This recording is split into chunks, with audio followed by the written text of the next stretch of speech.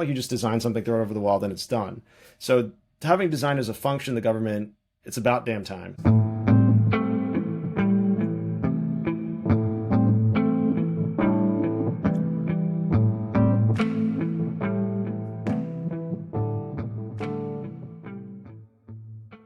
Last week, President Trump signed an executive order titled Improving Our Nation Through Better Design.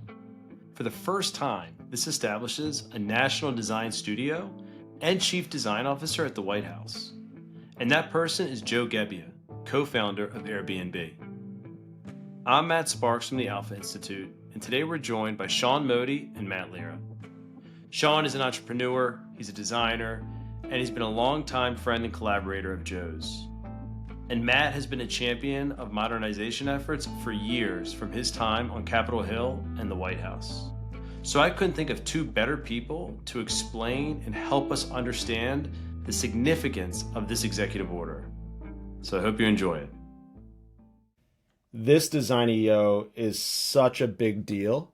Yeah. It brings design to the forefront of the entire country and the world.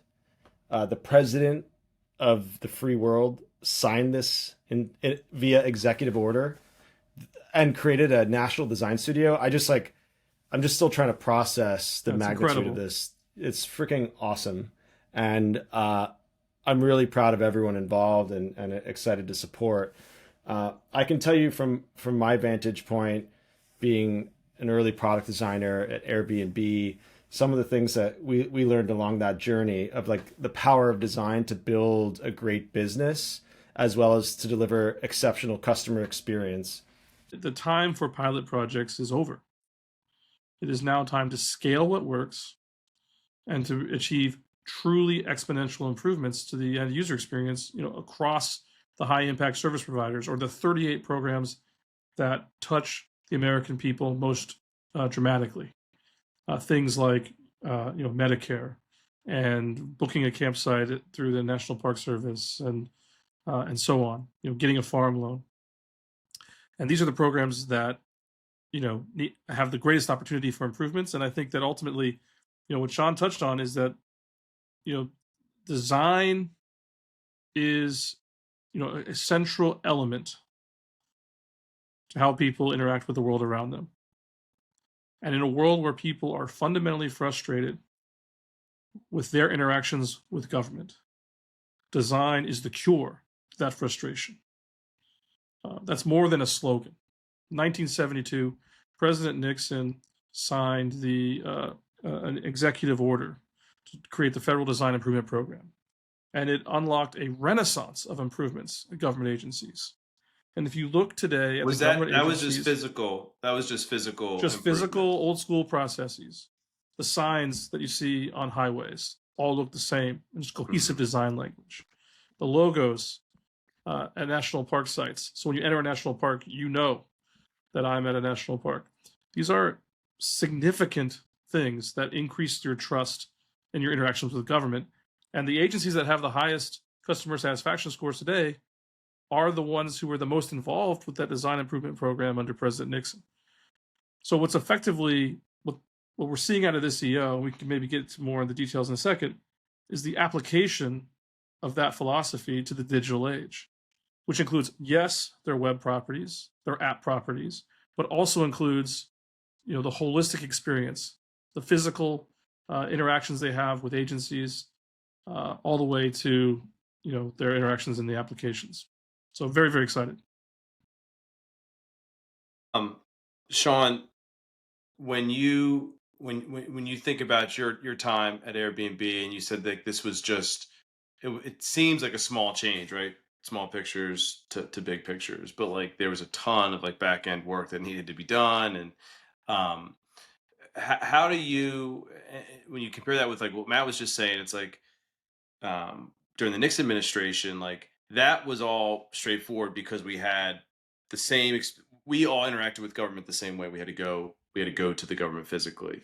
How are you seeing like the opportunity or challenge now with we're in the digital world? We obviously, the government probably fell behind a little bit once we enter the digital world in terms of like updating its design and keeping it accessible for folks? Like, where are you seeing the opportunity and the challenge now? So I think as we look to modernizing government with great design, not only do we need to be radically focused on the customer experience and give a shit in the capital S about what people how their interactions with government are, but we need to think about what are we build versus buying. This is like the tale as old as time in government. Everyone wants to, build the new hammer. And it's like, why? Some stuff we just should adopt, package into a user experience that's useful, and get on with it, right? And that's like I call that integration design. So Yeah, absolutely. anyway, I think absolutely. And it's like, as I've thought about this in the past, everyone thinks you have to go out and find Thomas Edison so that he can invent the new light bulb, when actually the challenge for government is far simpler, which is that, yeah, you may need to find Thomas Edison, but all he's got to do is install the light bulbs that have already been invented. And that's a much easier task, because your point, there are already great AI systems, there's already great design systems, there's already great hardware and software solutions. And just putting those together in a way that's cohesive for government is a much more achievable challenge than trying to create things from scratch every single time. Ultimately, that's one of the things I'm excited about from the EO, is that it explicitly calls out the U.S. web design system and hopes to make it a centerpiece for the improvements that are achieved by this. Meaning, you create solutions that work for one program, but that actually can serve as the foundation for a solution for all other programs. And this is how large companies are able to have pretty cohesive design languages. You think companies like Apple, are really exceptional at this. And so when you think about the prospect for that in government, it makes me tremendously excited. You also have the creation of the National Design Studio, based out of the White House, which will be a collection of experts in both the business end of this improvement, design, product management, et cetera, but also experts in government process and how to move quickly through administrative processes without being delayed. And so, I think that's an incredible strategy. And then, of course, led by the chief design officer, someone that we all know, but Joe Gebbia, who is a world-class designer, one of the transformational leaders of our generation in terms of his professional history, and is now able to bring that expertise into government. Incredibly bullish on sort of this trifecta of the National Design Studio, the U.S. Web Design System, and the Chief Design Officer.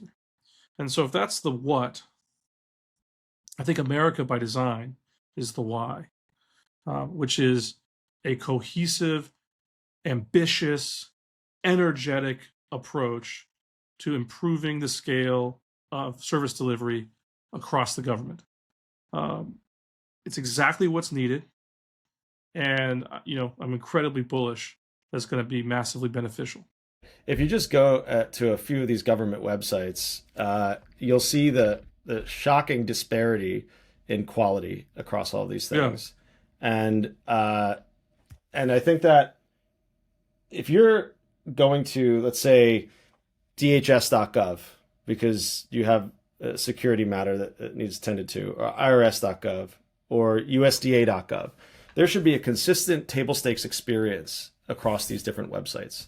And then with that, at least the table stakes of USDS, we call it the US Digital Design System, in place, then other vendors and companies can actually deliver applications and services with that framework in mind. But if everything's custom built and bespoke, it's going to cost the taxpayer way more money. It's going to make these agencies' heads less effective at driving change. So the digital design system is the first step, I think, to really getting this done. And then we can really have fun with it.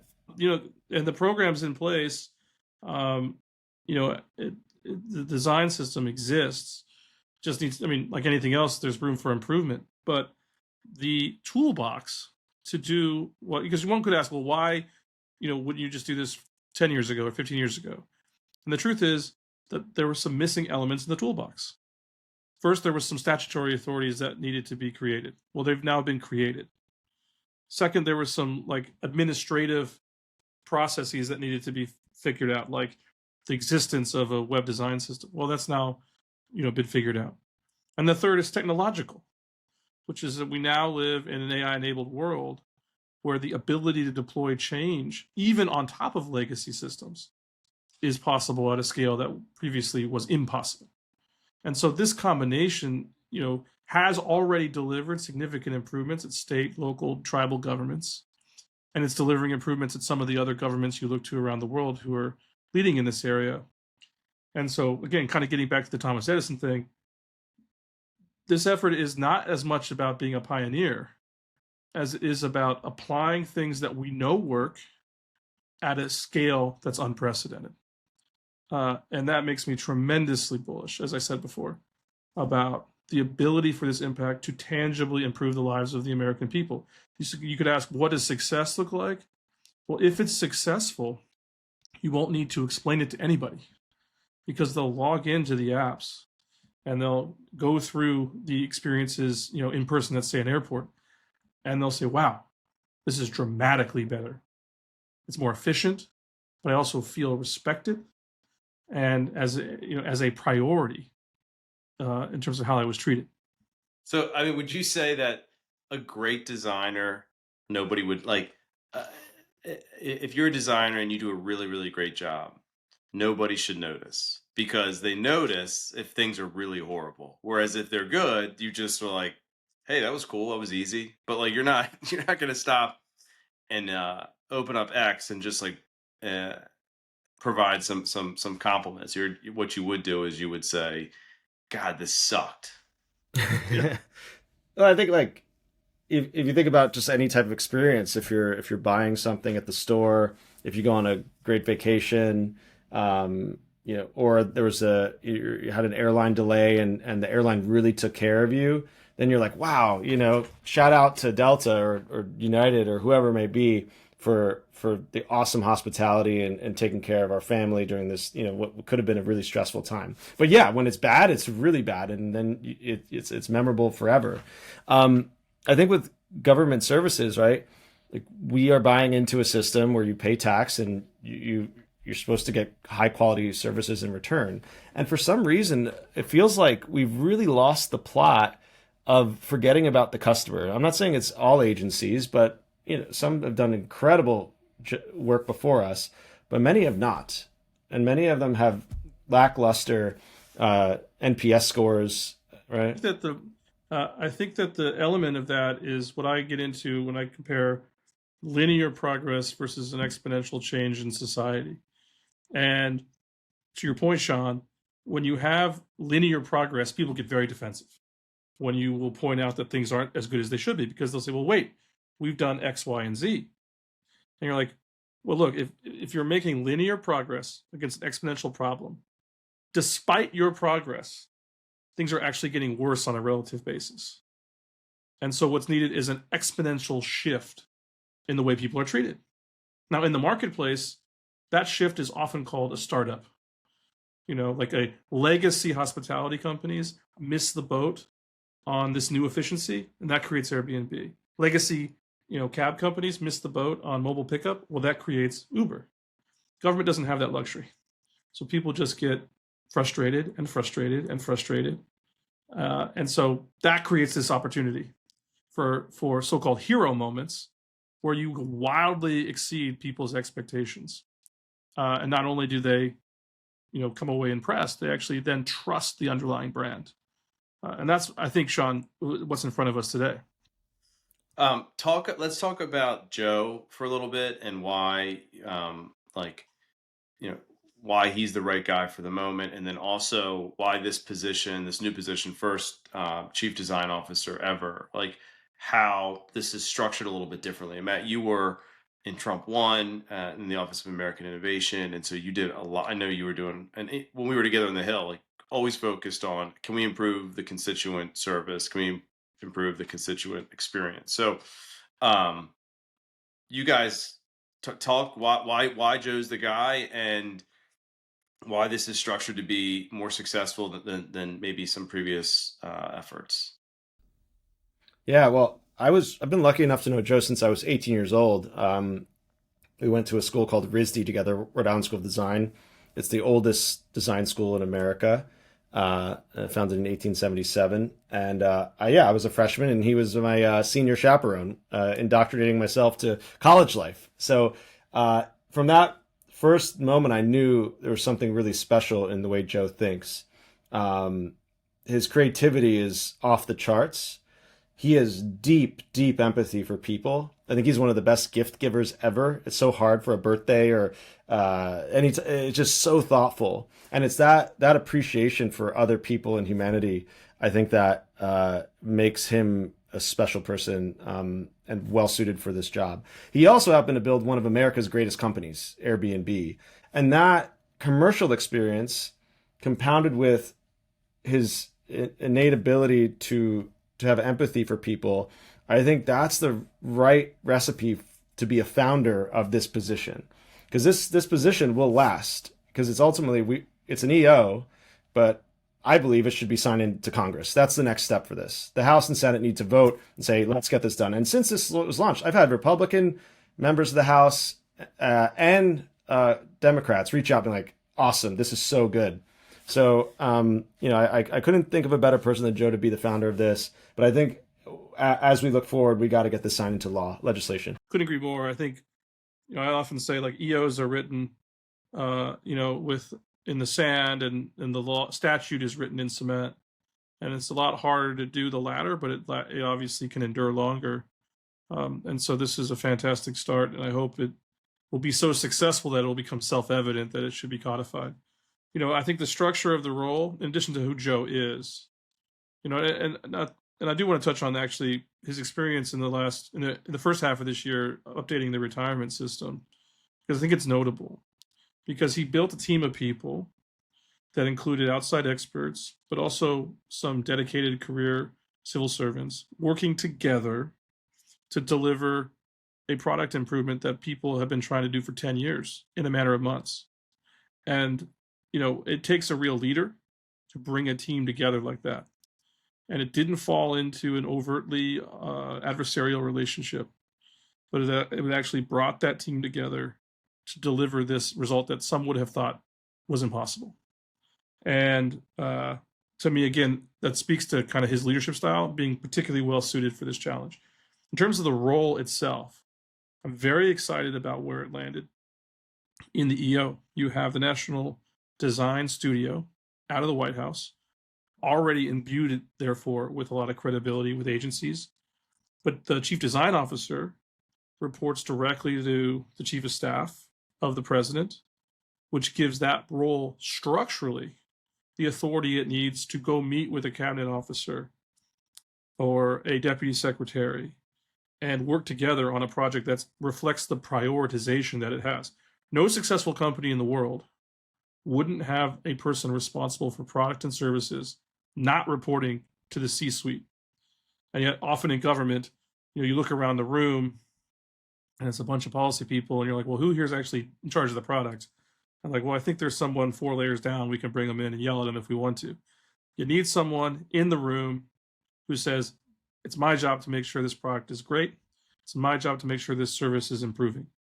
And I'm very, very excited about having that equity represented at the highest levels of the West Wing. Well, he's also going to have, aside from the chief of staff, he's going to have an audience with the chief executive, because President Trump he's shown like a tremendous level of detail and interest in design. They both come from the hospitality industry, and I think Mike Allen pointed that out in Axios the other day. Different journeys and pathways to it. But one of the things I love about people with a hospitality background, and I have a lot of good friends who are in that industry, is that they put the customer first because it's central to what they do. And so I think the fact that the two of them have that shared professional background, I think already gets them off on the right foot. And I can say firsthand from the first term, I have been in the Oval where there's been a briefing on some of these kinds of issues, and there is a personal interest that extends to the Oval Office. And then you combine that with the structural reforms that are represented in the EO. Man, watch out. This is going to be fun. I'm just excited for the first design critique in the Oval Office. This is history, groundbreaking. In college, design school, it's an iterative process. You work really hard, and once a week you come together, usually on Tuesdays, and you get feedback from your colleagues, from your professor, and you have to process all that and prioritize what is best based on this feedback. And the feedback can be qualitative, but as you launch to your customers, and in this case citizens, you get quantitative feedback, and then you make the experience better and better and better. It's not like you just design something, throw it over the wall, then it's done. So having design as a function of the government, it's about damn time. It is the beating heart of this initiative that is sort of like, and forgive me because I know you're a RISD guy, but sort of the MIT Media Lab, of, government modernization, like just this, or the Eames workshop, I think is another spiritual inspiration where it's like, it is the place that people come together, cabinet secretaries, designers, product experts, and they just, and they jam and they make some incredible improvements. I think a lot of this stuff, it gets really exciting, and it's like kind of the top level of secretary, undersecretary, like the politicals, like, because obviously it's this is what the president wants.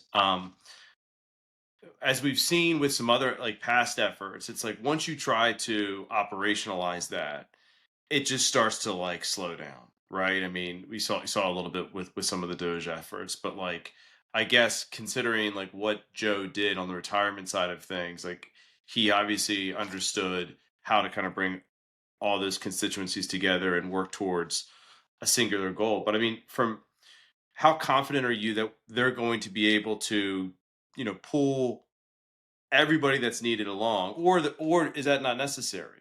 Like to make sure that, hey, this is the design and we want to make sure it gets done. Yeah, I think that there's a couple things that make me optimistic. The first is you're benefiting from previous experiences.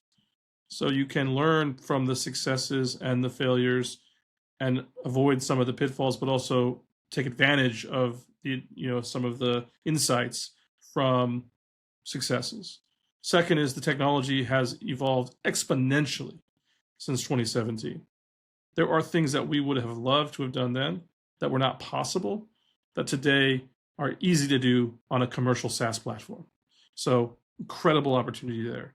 And the third is, and I think in a very significant way, that the focus is, really on the front end user experience. It is difficult to make improvements to any government system, but it's somewhat thankless if you could save billions of dollars and move to a more efficient, say cloud hosting model. And people appreciate it, and you can sort of get an attaboy and like good job. But you don't really get any more political capital from that success in terms of your ability to make things happen in an organization.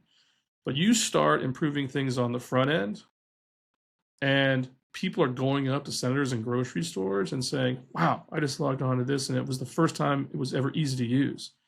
And a congressman's walking through an airport, and a constituent comes up, wow, I just renewed my TSA. It was the easiest thing I've done. It was like I was in the Apple store. Those kinds of successes do give the effort its own sense of momentum. And so I think it's incredibly important, and I'm hopeful that they'll be able to do this, that they get those early wins out fast, and that they use that to build more and more and more momentum to do bigger and bigger and bigger things. Look, trying to make change in government, it's like milk in a refrigerator. Eventually it has an expiration date. And so you have to act with that sense of urgency. And oftentimes people will use that as a way to pare down their ambitions. They say, well, I only have a year or 2 years to do this. So instead of solving what I know needs to be solved, I'm going to do a pilot project that maybe solves 5% of it. And as I said earlier, the time for that is past. Like it takes, it's a cliche in Silicon Valley, but it takes 90% of the effort to solve, a small problem as it does to solve a big problem. So you might as well give it that extra 10%. And candidly, in the first term with some of the work that I saw in the Office of American Innovation, the projects and successes that I'm most proud of, including the ones that I was a part of, but also the ones that were just adjacent to me, are things that were wildly, almost comically ambitious when they started, and yet they landed. Why does design matter? We're excited about it, but why should this be something that folks should be really optimistic about? Well, design is a process. It's a function, just like as law is a function. But design is a process that makes products and services more desirable, meaning people want to use them, viable, meaning that there's actually a business case for it. It either saves money or makes money, and functional. It works. It solves an actual problem. Just as the iPhone has a business model, and Google has a business model, and your local record shop has a business model, right? And we are serving 330 million plus Americans. And if we're not thinking about how those services and the tax dollars that we spend, if we're not thinking about desirability, viability, and functionality, we have a serious problem because we've lost the plot. We're just going to spend all this money and dump it and hope it works? Absolutely not. So for every member of the House and Senate who has worked tirelessly for their constituents, design will be a net multiplier to make their work and their service more impactful. And as we think about the citizen experience, if you're spending less time trying to access services and more time at your job, at your company, with your family, that's overall, it's a better country. Yeah, you're totally right. Completely unacceptable. And there are some great, well-meaning people who care about their mission that work in those kinds of places. And some of those people are just waiting for someone to show up and say, let's fix this. And that's when a place like the National Design Studio shows up and they're like, I can't wait to sign up. I'm sure when Joe was fixing some of the retirement stuff, in fact, I know that there were people there who were like, finally, someone's going to help me fix this. And then there are other people there who've just learned to accept mediocrity. And it's like, well, this is just the way government works. And one of the things that I love most about the America by Design mission statement that they put out was that mediocrity isn't good enough, which that should not be a revolutionary statement, but unfortunately it is. There needs to be a culture where impressing the end user, the customer, the citizen, and so on, is as central to the mission as all the other components. And right now, compliance, process are valued more than ultimate success or failure. And those things are important, don't get me wrong, but if you comply with a process that fails, then something needs to change. Obviously the process in that case. I'm not saying people should just freelance, but ultimately failure matters, and so these programs need to succeed. Yeah, and this is a nonpartisan thing. Ultimately, at the end of the day, right? Whatever policies are being delivered, design should be a resource made available and integrated into the conceptualization and delivery of these policies. So, when a president says, "Put the bill on my desk and I'll sign it," it's a lot cheaper for a few designers and a few lawyers and a few folks to iterate on prototypes of what that looks like, then spinning up the final policy, implementing it, and finding out actually the website doesn't work, or we didn't consider this part of the customer experience, or actually, when you change your passport number, when you renew your passport, that number should be automatically updated to global entry, right? These are things that can be considered upfront, so it could be a massive cost savings for citizens and deliver with more precision and impact. So if I were an agency head and I'm getting this incredible resource of the world's best design team, heck yeah.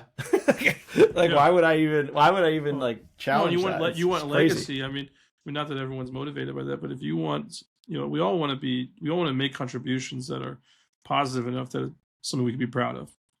And the people who are working on this will be proud of it for the rest of their lives. And I think the leaders, the cabinet agencies and elsewhere who raise their hand and embrace this will be proud of that, those improvements for the rest of their lives as well. Is there going to be enough people in the design studio to serve? I mean, 100%. I don't even know how many agencies there are or websites there are. Yeah, the goal of a design studio. Yeah. So I want to answer on too. The goal of a design studio is not to become a center, factory for writing code or shipping specific, design improvements. I think that is not scalable. And to my point earlier about the lessons learned, in my transition memo and other places, the solution itself needs to be scalable to the size of the problem. And so the goal of a place like the design studio is to be the catalyst and the adjudicator in some ways, because they have genuine expertise for moving through exponential change. That's going to require partnerships with the people who are working at the agencies, with their vendors and their partners, and a whole host of other people in a way that's far more sustainable than efforts where you can get, like, I can build a team of 10 people and build an app tomorrow, and it might be the best version of that app in the world. And then, 8 of the people leave because the political winds change, or they get tired of the government stuff, or they get bored with the project. And then it sort of atrophies over time. And then in not too many years, that solution becomes the legacy system that's trapping people in an old way. So the actual solution to your question, Sparks, is focused on building the sustainable capacity to deliver that change and to maintain it. In terms of like the people who raise their hand, I think Shaun can speak to this, but since the announcement has been made by the White House, the social media traffic has just been blowing up with people saying, "How do I get involved?" And these are, some of the best designers and product people in the country, which I think is pretty remarkable. Yeah, not only have I had world-class designers at companies, studios, I've also had both Democrats, Republicans, from elected officials reach out, be like, "This is a great step forward. This is awesome. It's about damn time." So I think there's going to be no problem recruiting. I think it's just, are there enough hours in the day? And the team will execute the president's priorities. And there's some really exciting things in the store. But just think about like every rough edge how you've interacted with government, how your family members have interacted with government, how issues that your companies may have faced, where they're getting some regulatory approval. These are all innately design challenges. When there's an experience, there's design, and design is not it's not the savior, but it can be a huge help to simplifying how people and businesses engage and get value from their government. And that's my 2 cents on that. Yeah, and I think cheerleading this success is important. And one, it's an ambitious goal, and that's worthy of respect. 2, you have people who are raising their hand to make this attempt, and that's worthy of respect. But I think, candidly, we are all ultimately participants in this system. And in some cases, we're the customers of these services. And long after elections have come and gone, we will continue to be the customers of these services. And I can tell you there are some people, who, and this cuts both ways occasionally, who cannot help themselves but react in a reflexively partisan way whenever there's good news and they happen to be the party out of power. And I'd say, look, challenge yourself to be better. Challenge yourself to recognize that this is a unique opportunity to make fundamental improvements to our society. And if you love the politics of the moment, where do I sign up? But if the politics of the moment aren't your cup of tea, you should still think about signing up, because this ultimately is bigger than that. And not everyone's going to follow into that. I think some people will be reflexively partisan about it, but I think it says more about them than it says about this project. Yeah, and okay, yes, there was 18F, there was USDS. These are all steps forward in the right direction, and they paved the way for. Yeah, you shouldn't be angry. Look, yeah. I doubt if you're on the Apollo missions that you're pissed off that Gemini. Yeah, right? exactly. Yeah, 100%. This is always intended to be an evolution, and there would be no NASA. There'd be no NASA without the Air Force, right? Like the Air Force paved the way for NASA. I mean, candidly, one day, hopefully. That's just the nature of the beast. If you want to be in the innovation business, then you better be prepared for people to continue to innovate. So, anyway, I hope that people can see that as for what it is, which is this massive evolutionary jump to the next level. There are no sacred cows in design. It's all about continuous improvement and making services better and better. And we need to embrace that mindset. And I think, if for those that are saying, "Oh, well, this won't work because it hasn't worked in the past," then just watch and see. I think this is a totally different time. The stars have aligned, and technology is ubiquitous in people's private lives, and they get high quality services from private companies. It's time the government catch up, and this is the right president to do it under, and this is the right team to do it with. Awesome. Well, I know we got to jump, so thanks, guys. That was fun. Right on. Thanks, Sparks.